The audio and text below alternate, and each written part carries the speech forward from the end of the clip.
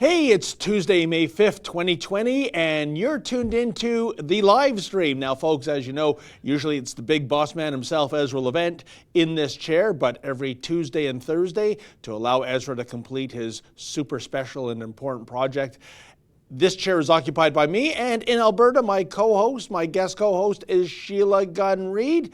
And Sheila, welcome once again to the show, and I think this is the part where you explain what we're doing today. Yeah, well, I don't really know what you're doing. You kind of just wing it. But what I'm here to do is interact with you for the fastest hour on TV. I cannot believe how fast this hour goes by. We get talking, and then I see out of the corner of my eye, we have 3 minutes left in the show most days. But this gives us a chance to interact with each other. It gives us a chance to interact with our viewers, and it gives our viewers a chance to interact with each other because you can participate in the live chat to the side of the screen or however your screen is set up at home. And it's a really robust conversation in there most days, people talking back and forth. And it's funny to watch to see how our regular viewers are getting to know each other in there. You see some friendships forming in real time. But it also gives us a chance to be supported willingly by people at home, unlike the CBC, because we will never take money from Justin Trudeau unless he owes us money, like that time he had to pay our legal fees when we took him to court to get access to the federal leaders debates. But we're not like the CBC. We rely on willful support from our supporters and our viewers. And so if you'd like to throw some money into the Super Chat, what that will do is it will highlight your comment. It'll flag it to myself or to our producer if we miss it, and we'll read it. If you've got a question, we'll do our best to answer it. If there's a topic you'd like us to discuss, we'll do that too. So you just throw the money into the Super Chat. You can see in the chat, there's a little $sign. And if you throw some money in there, it'll highlight that. And it's a way for us to get support from you at home. YouTube takes a bit, but I mean, it's better than nothing. Yeah, and you know, it's kind of bittersweet that you said that Justin had to pay our legal fee, Sheila. Of course, that didn't come out of Justin Trudeau's pocket. No. You know, that would have made it a victory to the nth degree. It was, of course, out of general revenues, but we were forced to do that in order to gain access. And speaking of, by the way, if anyone's wondering about my hat, I'm going to get to that in the second clip. Evidently, my hair frightens and confuses CBC female journalists. So I'll have the full story on that in our second segment. But our first segment, speaking of fighting for our right to practice journalism, Sheila, Ezra knocked it out of the ballpark again last night with his Let Us Report monologue. Because just a few minutes ago, I would assume the Trudeau presser might have wrapped up, or maybe it's still going right now. But you, I, Kian Bexley, we have always been denied access to asking questions. And the gall of it all, Sheila, is this, that we are told consistently that this is a random generator of questions when it comes to the phone. And yet, every time you, I, or Kian get on hold and wait for more than an hour to ask our allotted 2 questions, we're never picked. You know what, Sheila? If that's truly random generated, I'm buying a couple of Lotto Max tickets tonight, because what are the odds, my friend? Any event, I think we might have a clip from Mr. Producer. We do not have a clip from Mr. Producer. Oh. This is my first lie of the day. But let me say to all our viewers out there, if you haven't seen Ezra's Let Us Report segment, please do. And Sheila, isn't it deja? Oh, Mr. Producer has it now. He's trying to make me look bad today. No, you're doing that yourself with that hat. This time he's banning us from his daily press scrum about the pandemic. Once again, we're taking him to court. Today, we filed a lawsuit at the Federal Court of Canada. I'm making this video because I need your help. There are 3 ways you can help. First, go to letusreport.com and read our 9-page lawsuit there. See for yourself the arguments we're making. Second, at that same website, you can also sign our petition to Let Us Report, but frankly, I'm skeptical a petition alone will work. Trudeau is committed to censoring journalists he doesn't like, which is why we're suing. And if history is any guide, he's going to deploy a whole team of government lawyers at taxpayers' expense to try to stop us. That's the third thing I really need your help with. If you could help us level the playing field by chipping in to cover our legal expenses that I predict will cost us more than $20,000. You can do that at letusreport.com too. Thank you very much. But let me back up a bit. You might remember that Trudeau nationalized the election debates last year. They were always run by media organizations before, but Trudeau took them over and ran them as a government agency. It was immediately clear why. That way Trudeau could let in reporters he likes and keep out the reporters he hates. For example, Trudeau accredited not one, but 3 journalists from the OPEC dictatorship of Qatar, their state broadcaster Al Jazeera. He let them in to cover a Canadian debate. Trudeau let in more than 80 people from Canada's CBC state broadcaster too. Obviously, they're his team. But our 2 Rebel News reporters, Cian Bexte and David Menzies, they were banned, along with another independent reporter, Andrew Lawton from True North. We were told the ban on the Friday, right before the debate on the following Monday. So we had to rush into the Federal Court of Canada with an emergency lawsuit the morning of the debates. The hearing was that same afternoon.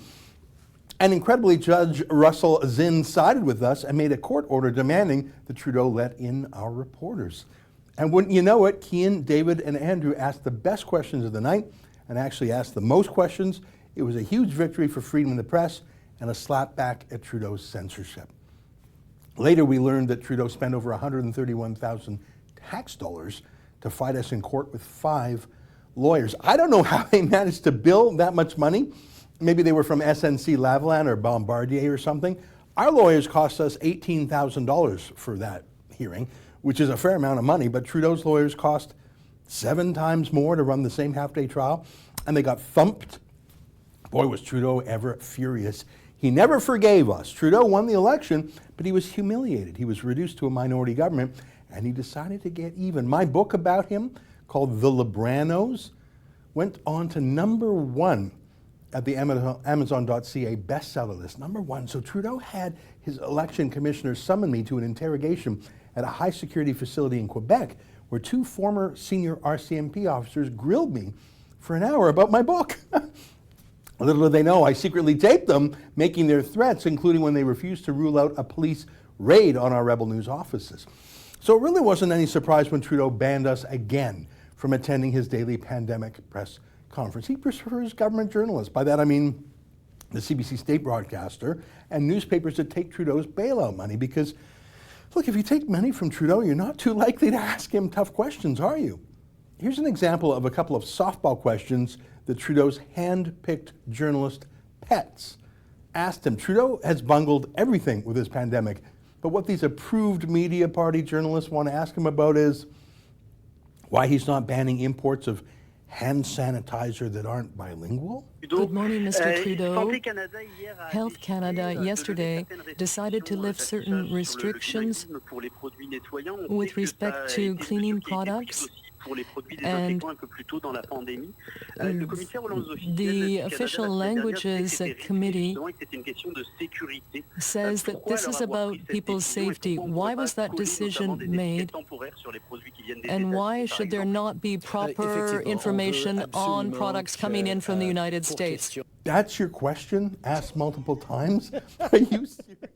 Oh, Sheila, the perversity of that. Could you imagine there's somebody in a Quebec City hospital bed having trouble breathing, and the nurse says, "Oh, I'm sorry, sir, but the labeling on the ventilator isn't bilingual. We can't put this into use." I'm almost expecting, because there was the famous, infamous question from a Reuters reporter saying, "Are you worried about suffering from burnout?" Why? He spends 23 hours a day in his cottage, the same cottages we're not supposed to go to, by the way. I don't know, lounging around in his pajamas, maybe getting a little high, is that going to be the next question? Mr. Prime Minister, who is cleaning your bong? Is it you yourself, or is it one of the nannies? But by the way, on a serious note, Ezra referred to that court victory as a huge victory for freedom of the press. But I can tell you, Sheila, you know this story, but maybe some of our viewers don't. When Cian and I went to that debate in Ottawa, what I'll never forget, just in the seconds before the debate began, this little weasel came up to me from Radio Canada, the CBC French language arm, and instead of congratulating us on our victory, because these guys never went to bat, but you would expect some of them to say, hey, good on you. You fought the man and you won. Oh, no. He comes to me and he says, a lot of us are looking at the fact that you have two people here, and that's kind of unfair, meaning myself and Kian Bexley. Yeah, we have two people here because you banned us from every other press function to get into, so we're kind of making up for lost time. But Sheila, that was the audacity. Instead of celebrating a journalist, a media organization for fighting the government for press freedom, we were being condemned because we were there as a double play. I mean, it's just, and our fantastic Mr. Producer, he has that, because I did record this on my camera, folks, because I couldn't believe what I was hearing. 5 CBC questions, since there's many medias. I think your colleague here. That's my colleague, Kian, right? Yeah, so... I mean, just to make sure that every media gets a chance to ask questions. Well, you're first in line, right? Yeah, not for me. I'm just asking for everyone else. I think you're good to ask the question. I'm not talking about me. I'm just talking about what I'm saying is that everyone can ask questions. I think. But you only want us to ask one question. Sorry, I'm just saying that there's a lot of media. The two of you will have one question before I have mine. That's his point. Maybe every media could have one before you have two. That's it. Sure. Well, we're just all in line, right? It's one at a time, right? Yeah, but I'm saying that some medias won't have questions and you'll have two. Usually we have none. We had to get a court order, sir, to get in here. I understand everything. I'm just saying that, we're all here. Oh, yeah, but we were never here. That's the thing. We were here? until... Are you here? We are here now. You're here too? But you're telling me not to ask a question because there's two of us. I'm not telling you not to ask questions. I'm telling you we can all play in a team. Oh, 100%. No, it's not 100% since you're not playing in a team right now. Well, because some medias won't have questions. That's what I'm saying. You're two ahead of me in the line. Where's your I'm not colleague, talking about me. Colleague I'm over there. Where is she from? People here, TVA. Okay. Yeah. Talking about other medias. But we have been excluded, sir, from the entire campaign until... You're here? Is that right? I am planning to ask a question, yeah. 2 questions. Well, I don't know. I mean, it depends. So that's you are planning to ask 2 questions. Well, right? As you know, the Prime Minister has a penchant for not answering questions. It's one and a follow. It's question and follow up, right? Yeah. That's the rule. That's what's going to happen? Yes. Oh, that'd be question to follow. All right, we'll watch for that. Okay. Why is that? What the hell was that? The journalism police? I felt like I'd walked into a biker bar and they took one look at my suit and went, "We don't take kindly to your kind here." Sheila, how do you make sense of this? The audacity of that guy, that you guys just went to court, like literally moments earlier. You left court and then booked it down there. And then these guys say, oh, you can only send up one person because we're a team. Where the hell were you when you guys were in court? We're a team until such time as we're competitors, and then you guys can just go to court by yourself, and we won't say a word to defend you or to stand up for your right to report. I mean, it is just disgusting. But by the way, can we talk about how they say, oh, well, Rebel News can't have 2 journalists asking questions. How many CBC reporters are there? When you think about all the CBC divisions, there's CBC Radio Canada, CBC French language, which sometimes isn't lumped in with Radio Canada. When you go to these press events, for me, the starkest example of how bloated and ridiculous CBC is and how entitled they are was when we covered the Alberta election night. And we did it with a $200 setup, my trusty behemoth of a computer, and a half an hour spent in a music store to figure out how to get my mics, to talk to my camera, to talk to my computer, to talk to the office. And our live stream had more viewers than the CBC's. Wow. Who had 8 satellite trucks and 5 risers.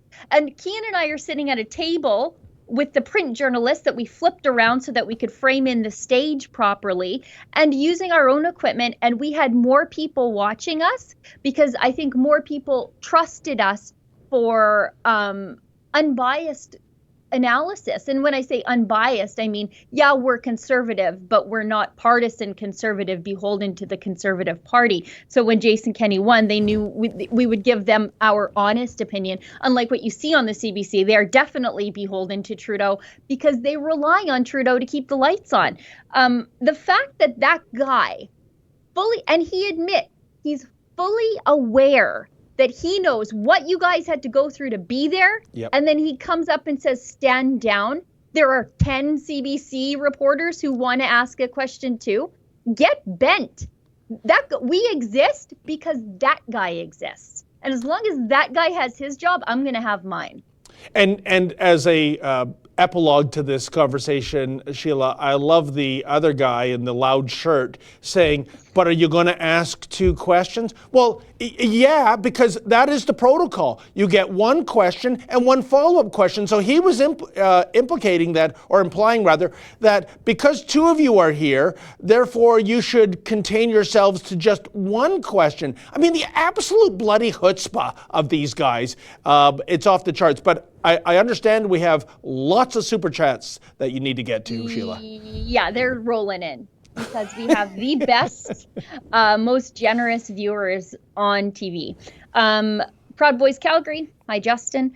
699 says, feel like I went back in time a few decades seeing Menzoy's hat. Feels like film noir. Daily reminder, CCP must be destroyed. Yeah, David, you said that the CBC women were confused and frightened by your hair, and that might be the only thing I have in common with the ladies over at the CBC. How dare you? Like I said, you look like Wolverine a little bit, or... Well, he is my favorite X-Men, so thank you for that. Yeah. Okay, we've got one from Alan Maynard, 549. Canadian says Stéphane Carrière for Prime Minister. I'm sorry, I don't know that person, but I'm sure they're lovely. Probably more competent than our current Prime Minister, too. We've got one from Sobieski, $5 Canadian. How long do you think Trudeau spends rehearsing the answers to the questions he gets? I believe a day in advance. I don't think he has to rehearse those lightweight questions. And he's not really answering them anyway. If you tune in to the daily Trudeau morning show, he actually doesn't answer at all, does he? He just says, he reiterates the programs he's already announced, says there's more in the works, and just mumbles on to the next thing. We've got one from Joshua Slocum, $20.99 Canadian, very generous. I don't see a super chat. But thank you for that. We've got one from Abu Baker Al Puff Daddy, regular viewer, regular donor, $25 Canadian. I encourage all rebels to donate what they can to let us report. I myself gave a modest donation. Thank you very much. David and Sheila, if you could interview any American political leader except President Trump, whom would you like to interview? Would Joe Biden count as a political leader? That would be so fun. I would love to lock him in a room for a couple of hours and just pester him with questions. I mean, even more than Trump, I think I'd like to interview Joe Biden. I would like to be locked in a room with Nancy Pelosi, and I would ask her to say tongue twisters until her dentures fell out. That's what I would like to do. Make sure you have lots of that $30 ice cream that she likes, Sheila. No kidding. She's got those fridges that look like morgue freezers, by the way. But in all honesty, the person I would like to interview is South Dakota Governor Kristi Noem. She's lovely. She's a rancher, very regular lady. Enjoys rodeo and stuff like that. She is not afraid of the environmentalist movement, the animal rights people. She takes them head on. Like, she tweeted out one time that coyote hunting is her state sport. She brought in a riot busting law, basically in the wake of the Dakota Access Pipeline protests. Her state saw what was happening in North Dakota and the garbage and everything that those people were leaving behind.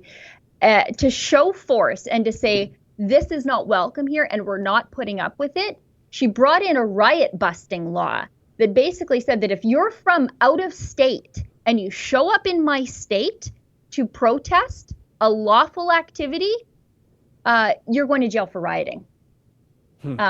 So that was her way of protecting her citizens' right to free speech and right to protest.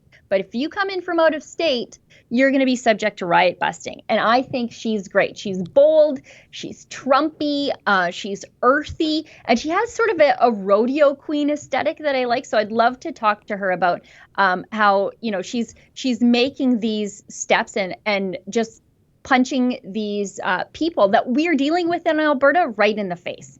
Well, Sheila, you'd be 2 peas in a pod, I think. I think we would be. I do.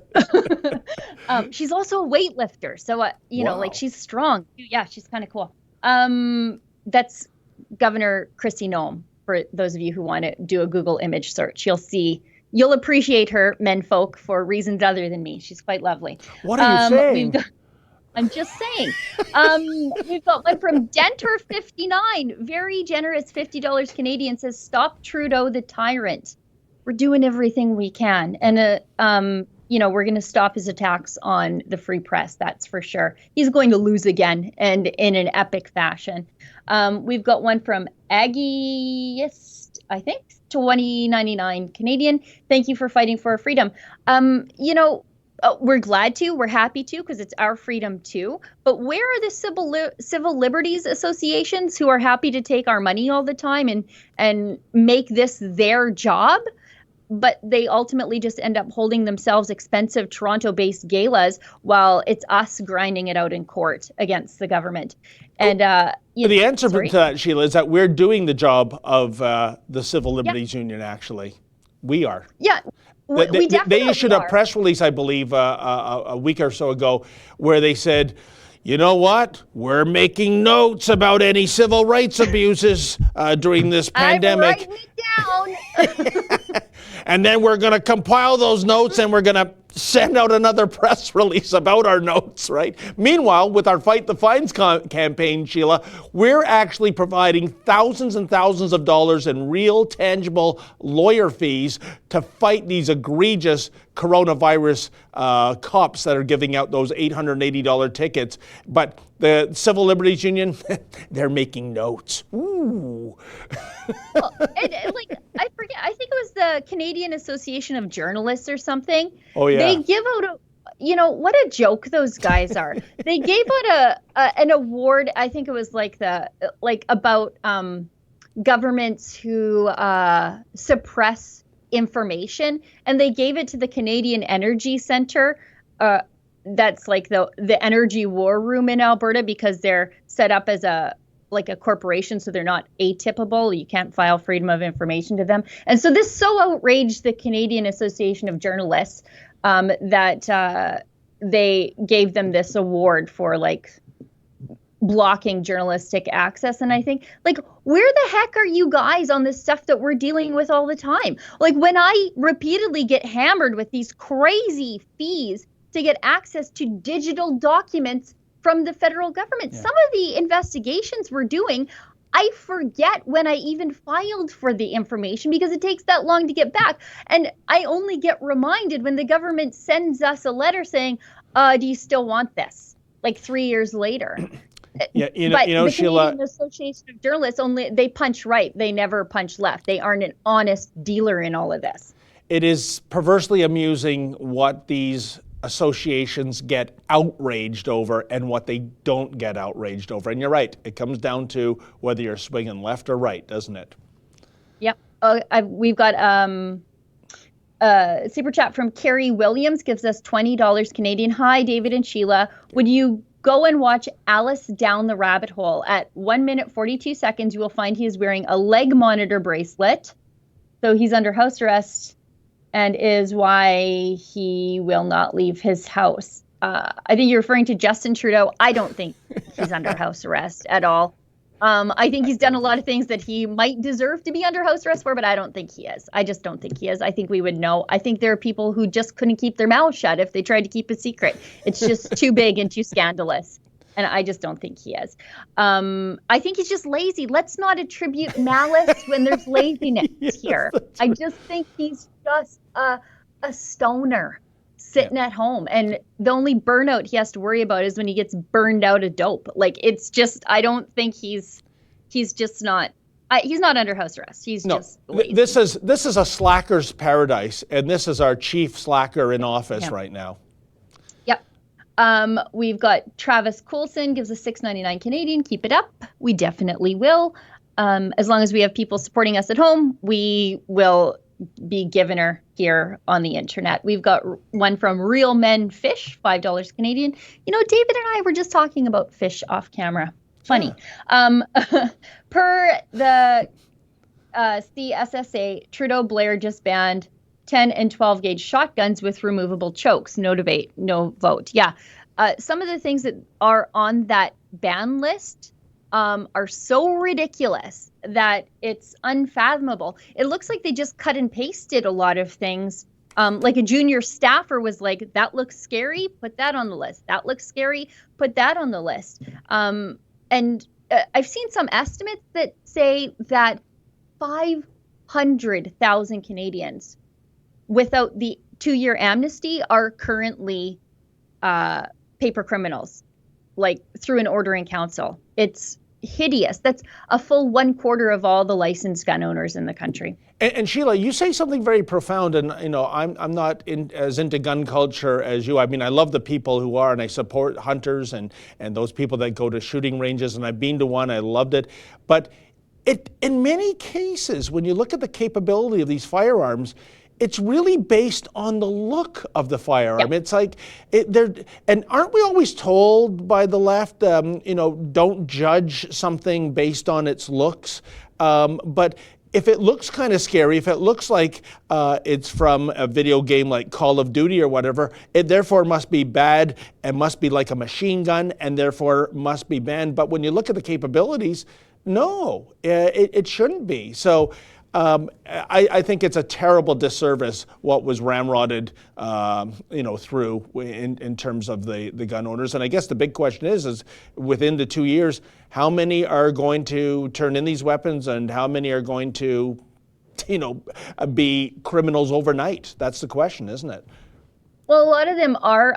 They've moved from unregistered to prohibited. So the government doesn't really know that you have them. They can't track them, right? Because they were unregistered before.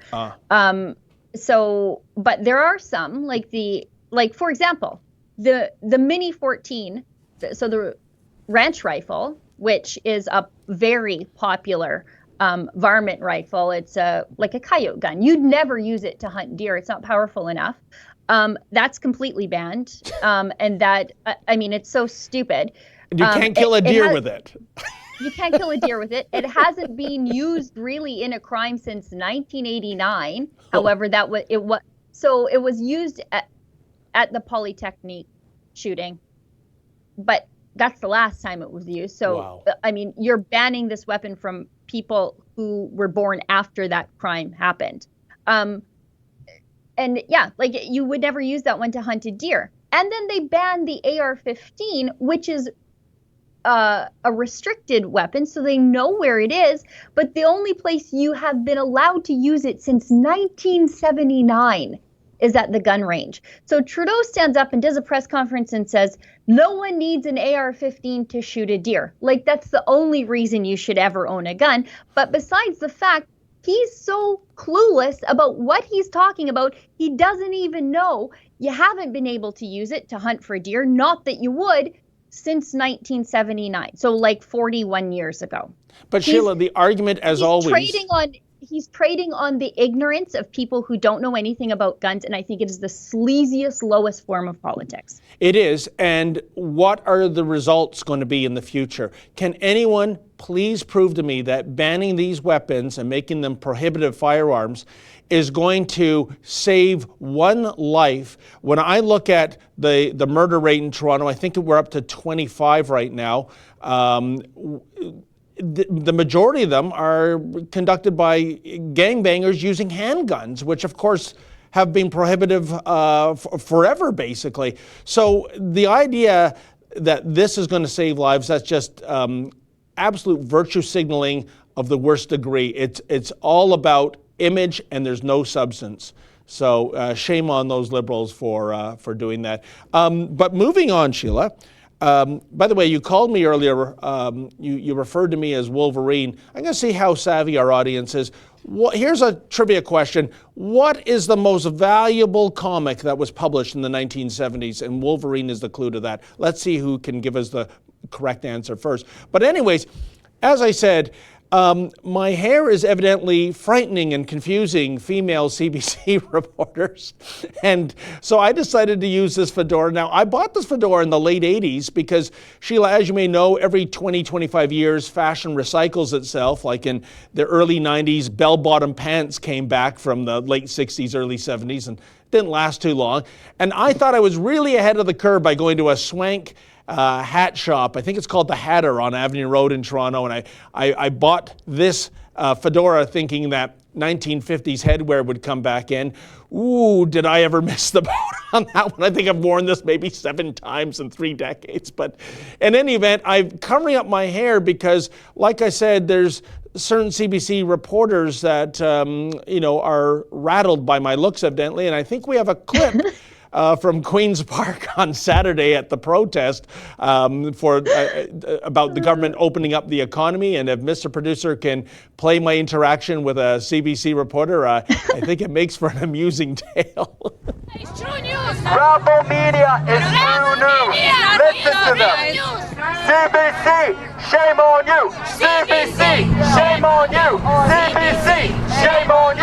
CBC. Hey, ma'am, how you doing? They were just chanting "Shame on CBC."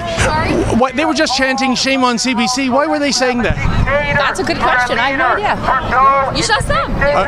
Are you with the CBC or? I'm with the CBC. Now, why do you think they would be saying "Shame on CBC"? I have no idea.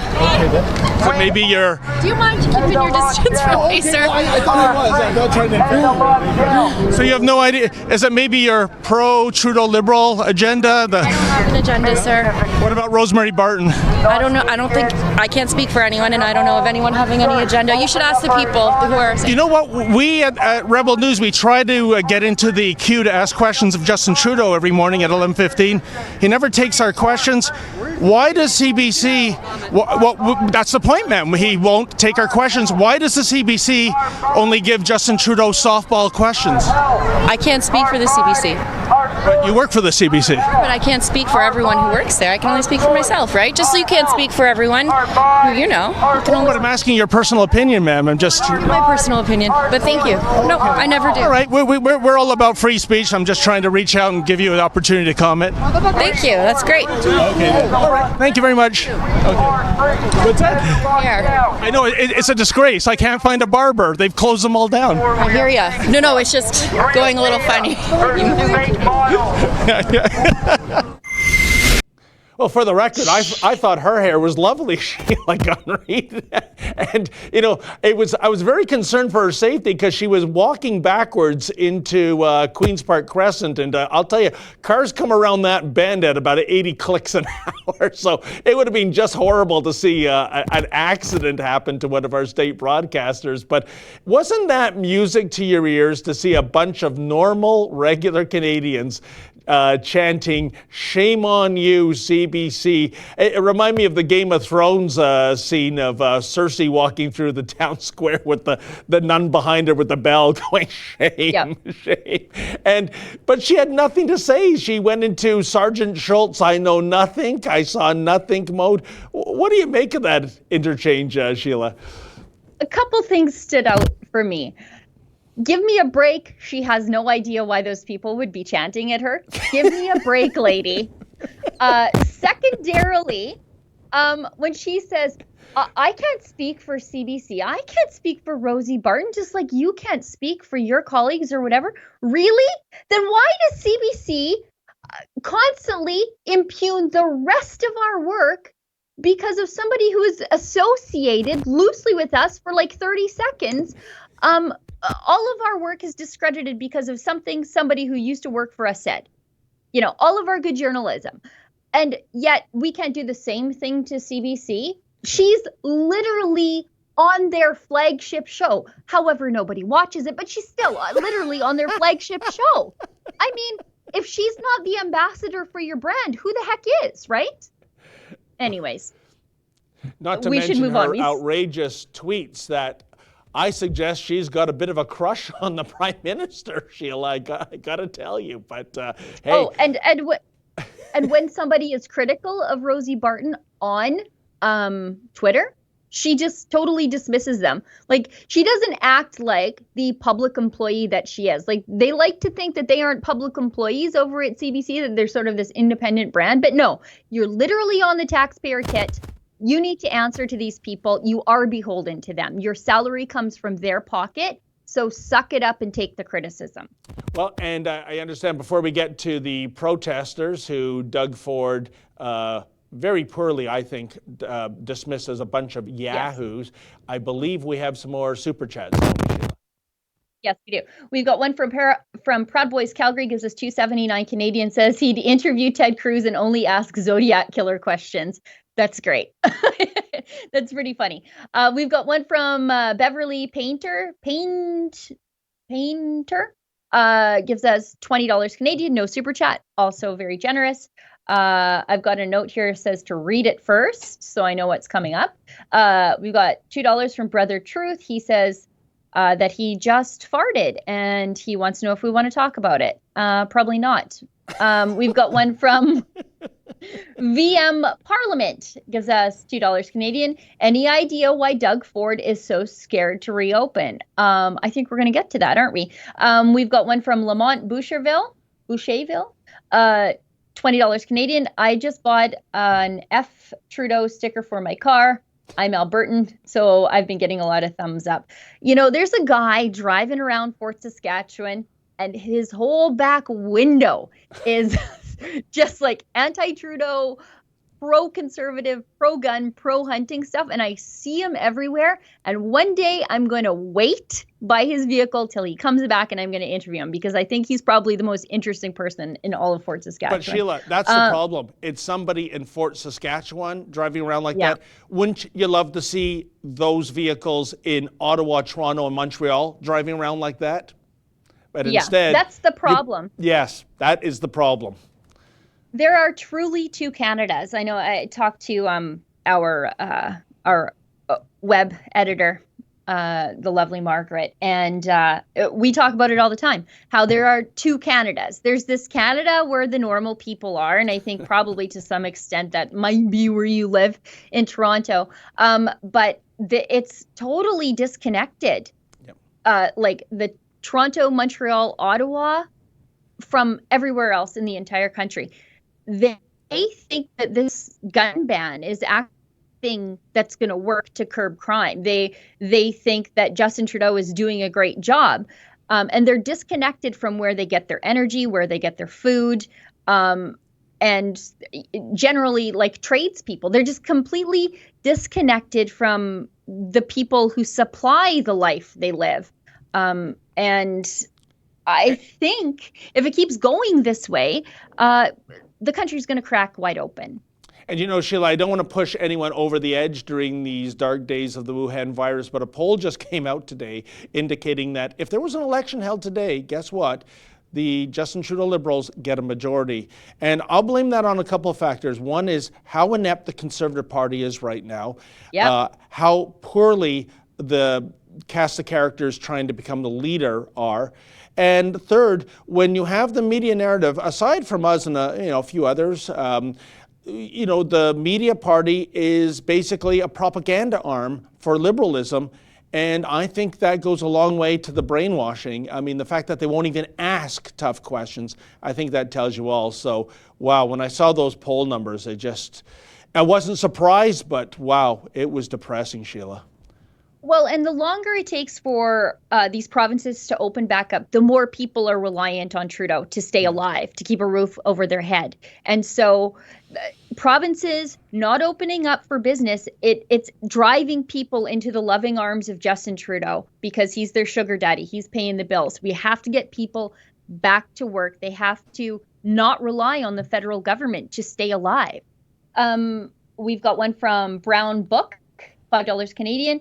Can Rebel add punitive damages to the recent suit to the feds and to those that knowingly followed the feds' marching orders? I think we're just suing for access. I don't think we're trying to make money here. We are trying to get access to ask questions because, as David and Kian proved, if we are just allowed to ask questions, we're going to be the first in line and we're going to be asking the toughest questions. And I think that is worth its weight in gold.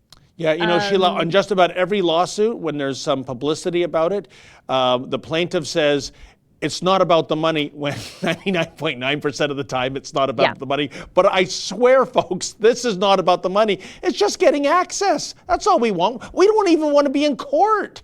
We just want a government that the day after, the day we filed this lawsuit was, if you can believe it, how's this for perverse irony? It was the day after World Press Freedom Day, in which Justin Trudeau had waxed eloquently about the importance of a free press. Give me a break. So please, folks, the money we're asking for is just to cover our legal fees. This is not some cash cow for us. We just want access. Right. And our lawyers, they really are some of the best in the biz. For $18,000 and working night and day over one weekend, they beat Justin Trudeau's high-priced lawyers. I think was $133,000 Justin Trudeau spent fighting our $18,000 lawyers, and our guys won. We've got one from Dame of the Dammits, $20 Canadian. The Trudeau government should have banned the purchase of police paraphernalia. Would hold Trudeau to account over that. Yeah, no kidding. That actually brings me back to a point somebody made about some of Rosie Barton's coverage of the shooting in Nova Scotia. She asked Bill Blair, the public safety minister, who seems to know very little about how to keep the public safe, especially since he oversaw an explosion of gun crime and gang violence in Toronto. She asked him, do you think your new legislation would have stopped the Nova Scotia shooting? And he said yes. And all of his guns, the Nova Scotia shooter, were illegally obtained. Most of them were smuggled from across the border. It sounds like they were smuggled in through Maine, through sort of a trafficking racket in through Maine, because Mr. Public Safety Minister doesn't seem to realize that a porous border is causing all the gun crime in our cities. And then Rosie Barton also pointed out that one of the guns was Canadian in origin, but she failed to point out that the shooter had picked it off a police officer that he had killed. So, and do you know what is so funny in an unintentional way, Sheila, is that Public Safety Minister Bill Blair, and I'm afraid I can't believe a word that comes out of his mouth. No. If Bill Blair were to spit on you, he'd tell you it's raining. This guy doesn't even live in the Toronto area riding that he represents, which I believe is Scarborough-Guildwood, which has a handgun crime rate problem. Bill Blair lives in Forest Hill, so if anyone's been to Toronto, Forest Hill is basically, if Toronto was a monopoly board, Forest Hill is like Park Place. It's way up there on the scale, whereas the Scarborough riding he represents is Baltic Avenue. So here's Mr. Public Safety, Mr. former Chief of Police, that's too scared to live in the riding he represents. Unbelievable. Why would he live there? It's too dangerous because of liberal policies. Yes. I made that point on Twitter the other day. So liberal politicians are holding largely conservative voting, largely rural people responsible for the crimes that are happening in liberal-run cities being done by urban dwellers. Why aren't we looking to these municipalities and saying, okay, well, you have a gun crime problem. Why don't you bring back carding? The guns are coming from the United States and ending up in Toronto. Why don't we tighten up the border? No, just walk on into Canada. It's fine. Bring your guns. We've got still super chats.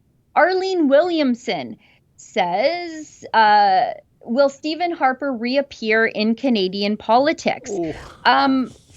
That's fantasy football politics right there. But he is advising on Jason Kenney's. Jason Kenney has like an economic panel to deal with the economic crisis that's happening in Alberta. And I think Stephen Harper's on that. So he's sort of working in the background. He never goes away. Harper's always lurking. And let's just keep saying that because it scares the Liberals. Michael Lefebvre gives us $10 Canadian, says the situation is the government is punishing the working class. If you're collecting social welfare, like police officers, nurses, anybody that gets paid from tax dollars isn't being punished. You don't. A lot of the people still getting paid are the ones that are advocating for everybody to stay home and lose their houses. Arlene Williamson gives us $2.79. Oh, we've got that one twice. Okay, thanks, Justin in the office. It was a good question, so he sent it twice. Shannon Easton, $5, says, hello, you guys. Such a fan of your reporting. I'm wondering what you know about contract tracers in the States. Not much. However, I did notice that the Alberta government has introduced a contact tracing app. So if you've come in contact with someone who has COVID-19, you can sort of like mark yourself as coming in contact with them. And I don't know. I hate the idea of the government collecting personal data on anybody. We've got one from Hot Soup for $5. Need a goalie mask to go along with the hockey stick mic. Let's make it happen. Masks. David, you always wear masks. So we've got one from Brother Truth, $2. Oh, Brother Truth, you're back again. He says his farts are very important to Canadian politics. I'll take your $2. I'll read your super chat. Thank you, David. David Anderson gives us $5. Canadian says next election, the Libs will accuse the Conservatives of wanting to put assault weapons back on the street and wanting to ban abortion by order in council. Count on it. Yeah. And then when they say, oh, the Conservatives are using an order in council for literally anything, it'll be undemocratic. And you'll see CBC screaming about how undemocratic using orders in councils are. That's how Justin Trudeau changed the border regulations. Order in council didn't go through any sort of debate or anything. And then he snuck in the fact that, oh, if you're a refugee, you can still just walk across the border. Oh, and even if you're sick, exhibiting symptoms of the coronavirus, oh, you can still come. While Canadians who are sick, they can't get back home. Yeah, who's got time for all that parliamentary stuff when we have a prime minister who has a admiration for the basic dictatorship that is China in terms of getting things done? Yeah, like who wants, debate, and consensus? I mean, that kind of just gums up the works in getting Justin's wishes fulfilled, doesn't it now, Sheila? Yeah. Well, it's a sneaky way to get around the fact that he's in a minority government, isn't it? We better keep going through these super chats. I can't believe how generous everybody is. We've got one from Bill Snow for $2, no super chat. Mike Mayer, $10 Canadian, no super chat. Prime Minstrel Trudeau, $5 Canadian. I'll let Rebel ask 2 questions if David says my name moistly. We've got one from Robert Stone, $5 Canadian. When I was younger, we had rifles in a gun rack of our pickups, not stickers. Yeah, I remember that too. My dad had an old Ford Courier, and he drove it back and forth to the rig, so it was really beaten up, and it ended up being his farm truck. And I think my brother smashed out one of the side windows with a hammer when he was a baby, never fixed it because it was a farm truck. And yeah, we had a gun rack with a 22 in the back. You know what that reminds me of, Sheila? The first time I ever went to Michigan, I think it was 1983, it was to watch the Blue Jays play the Detroit Tigers, and we crossed the border from Ontario into Michigan, and I saw this vintage, I would say it was a 1972 Lincoln Continental Mark V, a big land yacht just rolling down this highway in Michigan, and it had this huge bumper sticker under the spare tire wheel well, which was, the day they outlaw handguns is the day I become an outlaw. Yeah, so even though he was going slow in the passing lane, I'm not flashing my headlights or honking my horn. That's okay.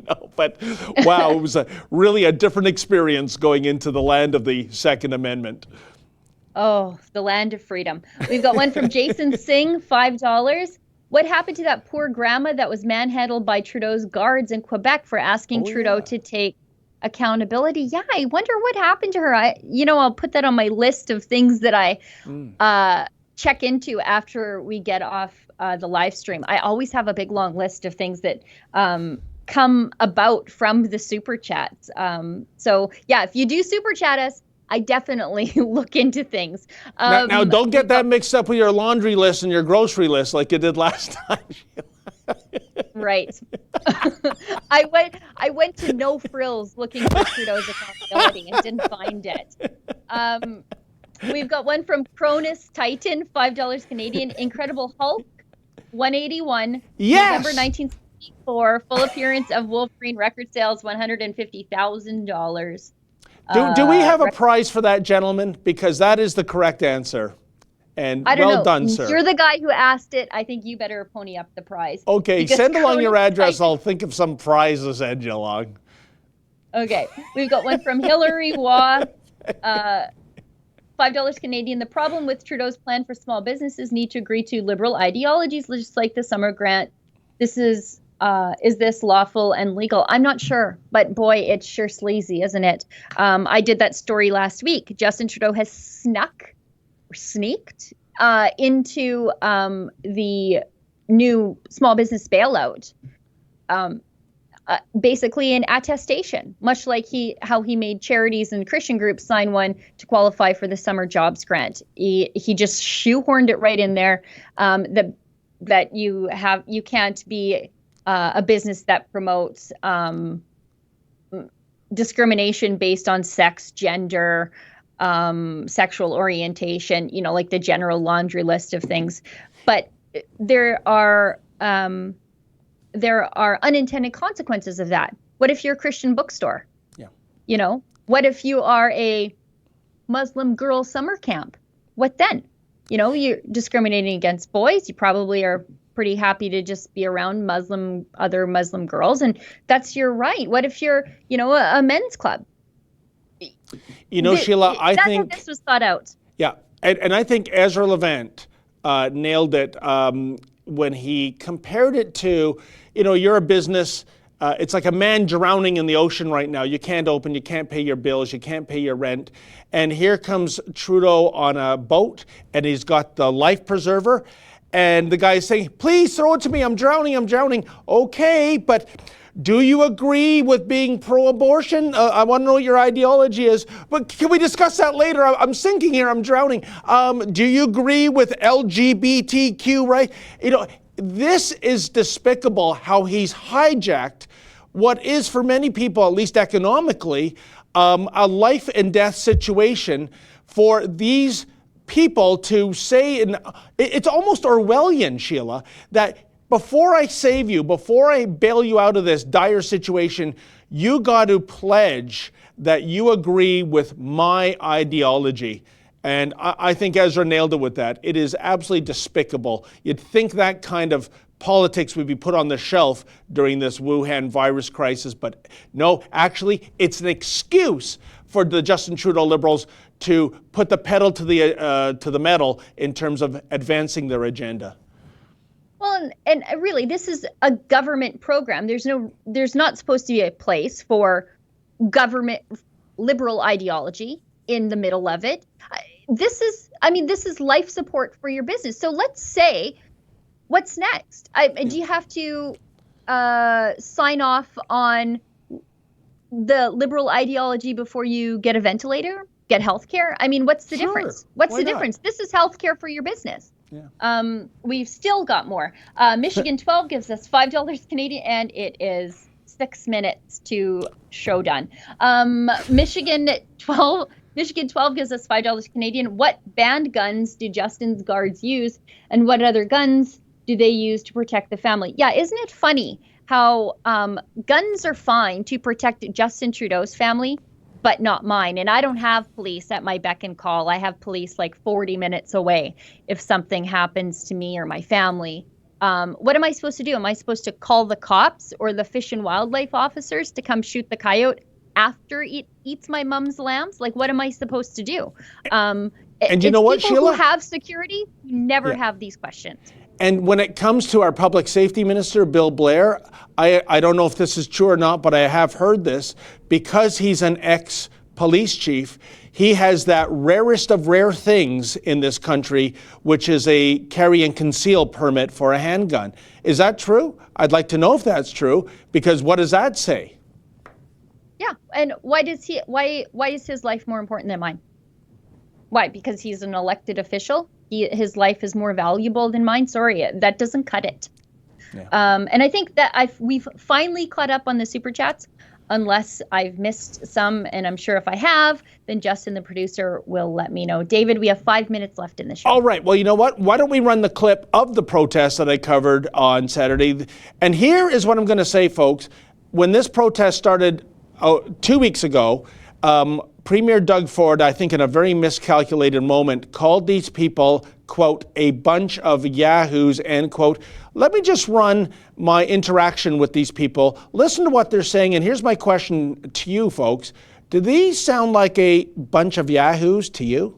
Fake model. What has been your reaction to the way in which the federal government has handled this crisis? I think the federal government at this point should be held responsible for all the crisis that's happening in our country specifically. I mean, I watched your newscast before, guys. I mean, Dr. Tam knew about the person-to-person transmission back on January 15th. And then 2 weeks later, she goes and says that doesn't exist. And World Health Organization, like the person that's leading the World Health Organization for the first time is not a physician. And he was health minister of Ethiopia and trying to cover 3 outbreaks of cholera before. And I'm supposed to take that person's advice and take his credibility like it's a joke. They gave us these 3 projections, elevated, probable, and the lowest, and said, oh, we got to do everything we can to avoid this. Well, we got the hospital data. The hospital data didn't even come anywhere to their lowest predictions. So what is the justified lockdown? So obviously, you know, the reaction was swift, and it was a blanket policy that we modeled off of a communist dictatorship. When the government says we didn't expect this and we didn't prepare it, this is all a joke. Like, this was obvious. The only 3 categories of population that must have been protected from the beginning is the elderly, the prisons, and homeless. Those are the only 3 people that had to be protected from the beginning, but we will not. We have violent offenders being released out of prisons, and we have healthy people being confined to their homes. It makes no sense. Why is so? And 2 things, Sheila. One is that, again, Premier Ford stepped in it because his reaction to the second protest on Saturday was he was pointing out those people that were flying the Canadian flag upside down, and he was condemning them for disrespecting the military. That's not what an upside down flag means. That's a sign of distress. And these people are in distress. They've had their jobs canceled. Their businesses are going under. They are in dire economic distress. So that was just, I'm sorry, that was a complete display of ignorance by the Premier. And secondly, Sheila, in addition to the fellow with the red Ottawa Senators shirt, I came across, as I do at many of these types of protests, many people with Eastern European accents. They're from Russia, they're from Poland, they're from the Ukraine, you name it. And they know what it's like to be under a communist totalitarian system where your rights are eradicated. They're not like these, kids in college wearing the hammer and sickle and getting taught by Marxist professors about how great this ideology is, because they lived through it. They know how insidious and how deadly it is.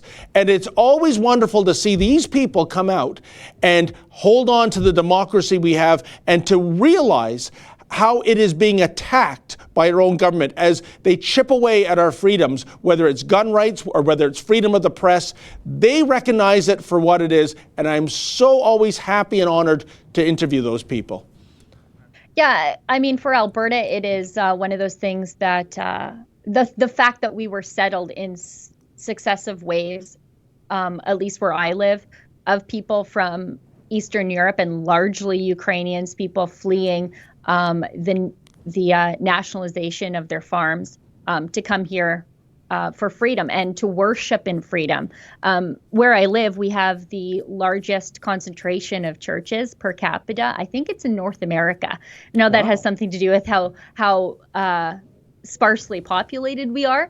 But that was one of the first things they came for, is they built a shelter out of sod, and then they built a church, because that was so important to them, that they could practice their Greek Catholic faith as opposed to the state Russian Orthodox faith. And so I think that's part of who we are here, why we keep fighting for freedom, and why I'm proud to say that Alberta champions freedom. It's because we are made of these waves of people who fled oppression and in other instances just came to be left alone. And now, another thing about Doug Ford, and I know we're out of time, where is he speaking out on these fight the fines things? Because a lot of these oppressive municipalities are in Ontario. Yep. They're handing out $880 fines to people who are out of work because they're just doing severely normal things. I've got a story coming out later on today that is going to blow your mind. What these cops did to a mom in North Bay. So please make sure you're subscribed to our YouTube channel, and make sure you ring the little bell, because you need to see the story that's coming up. It's going to outrage you. Like, as a mom, I was just furious to hear her story. So please, if you missed the notification, also, friends at home, go to fightthefines.com. You can find this story there. We have one last super chat, and then we are totally out of time. It's from Observer Dude. He gives us £5. Says, what are your thoughts on pride parades? To me, they're just an excuse to get drunk and act obscene in public.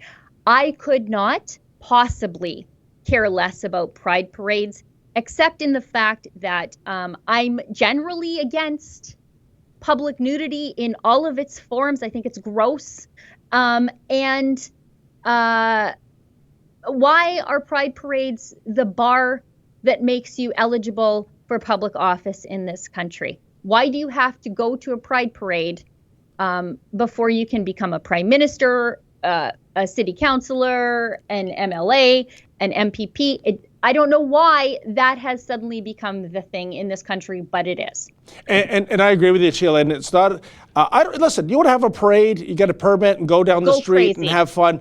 100%. I believe in freedom of expression. But when it's full frontal nudity, and that is against the criminal code, and law enforcement not only turns a blind eye, but they march in these parades with those rainbow-colored flags while there's all this nudity on display.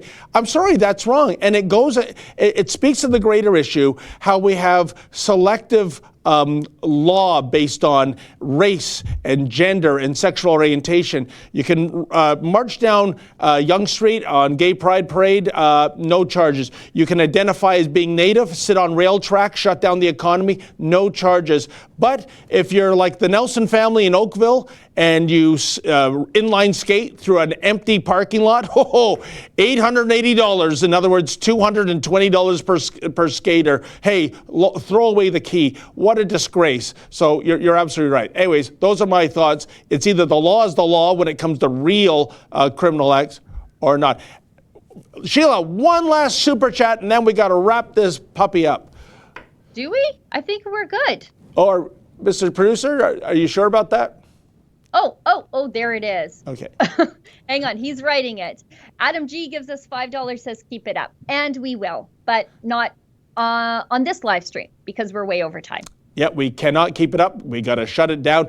So, folks, thank you so much for tuning in. A special thank you to all the super chatters, and a special tip of the hat to the man who answered Incredible Hulk number 181.